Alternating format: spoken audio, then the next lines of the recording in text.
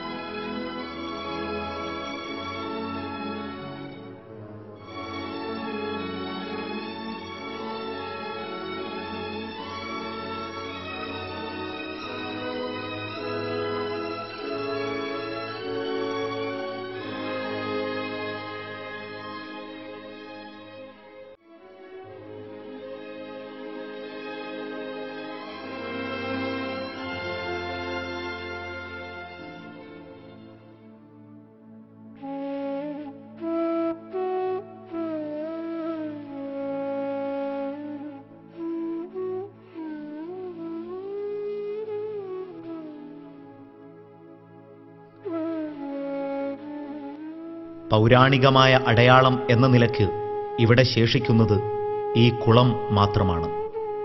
ക്ലാവ് പിടിച്ച ഈ കുളപ്പടവുകൾ നമ്മുടെ ചരിത്രബോധത്തെയാണ് പ്രതീകവൽക്കരിക്കുന്നത്.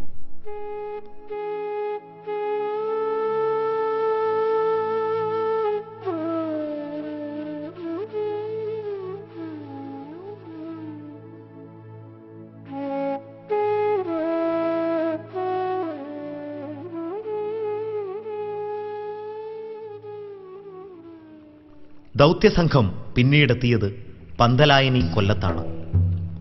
പുരാതന അറബി രേഖകളിൽ ഫന്തരീന എന്നും കൂലം എന്നും അറിയപ്പെട്ടിരുന്ന ഈ പ്രദേശം വളരെ പഴക്കമുള്ള ഒരു കച്ചവട കേന്ദ്രം കൂടിയായിരുന്നു. AD 832 കേരളം സന്ദർശിച്ച സുലൈമാൻ താജിർ കൂലത്തിന്റെ വാണിജ്യ പ്രൗഢിയെ സംബന്ധിച്ച് തന്റെ സഞ്ചാരരേഖകളിൽ വിശദീകരിക്കുന്നുണ്ട്. ഇവിടെ പന്തലായനിയിൽ കടൽ തീരത്തിനടുത്തുള്ള ഉയർന്ന പ്രദേശത്ത് ഹിജ്റ 22 ഷവ്വാൽ മാസം 21-ാം തീയതി വ്യാഴാഴ്ചയാണ് ദൗത്യസംഘം ഒരു പള്ളി നിർമ്മിച്ചത്.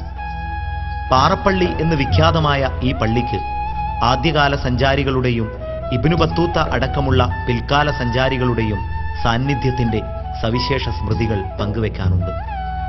ഈ പള്ളിയിൽ ആദ്യ ഖാദിയായി നിയമിക്കപ്പെട്ടത് മാലിക് ഇബ്നു ഹബീബിന്റെ മകനായ സഅദുദ്ദീൻ ഇബ്നു മാലിക് അൽ മദനിയാണ്.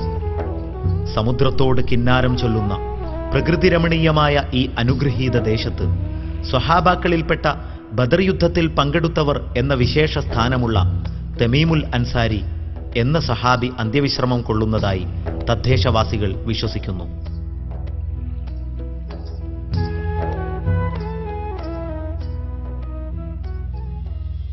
ബഹുമാന്യനായ സഹാബി തമീമുൽ അൻസാരിയുടെ മക്ബറയും അവർ തെളിവായി കാണിക്കുന്നു. ഈ ഖബറുകളിൽ കാണുന്ന അറബി ലിപികൾ പൗരാണികത്വം സൂചിപ്പിക്കുന്നത് തന്നെയാണ്. അബ്ദുല്ലാഹിബിനു മഅബരി, അബ്ദുല്ലാഹിബിനു ദീനാർ, ഹസനുബിനു അഹ്മദ്, അബ്ദുറഹ്മാനുൽ അൻസാരി, അങ്ങനെ സഹാബികളിലും താബികളിലും പെട്ട നിരവധി മഹത്തുക്കളുടെ അന്ത്യവിശ്രമ സ്ഥാനമാണിത്.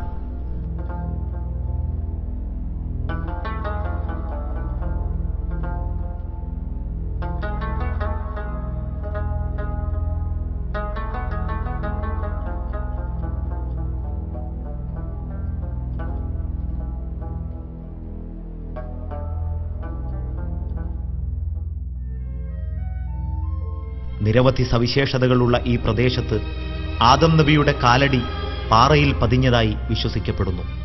ഒരു വലിയ മനുഷ്യന്റെ ഇടതു കാൽപാദം പാറയിൽ പതിഞ്ഞതായ ഈ അടയാളം ഐതിഹ്യത്തെയാണോ ചരിത്രത്തെയാണോ സാക്ഷ്യപ്പെടുത്തുന്നത്?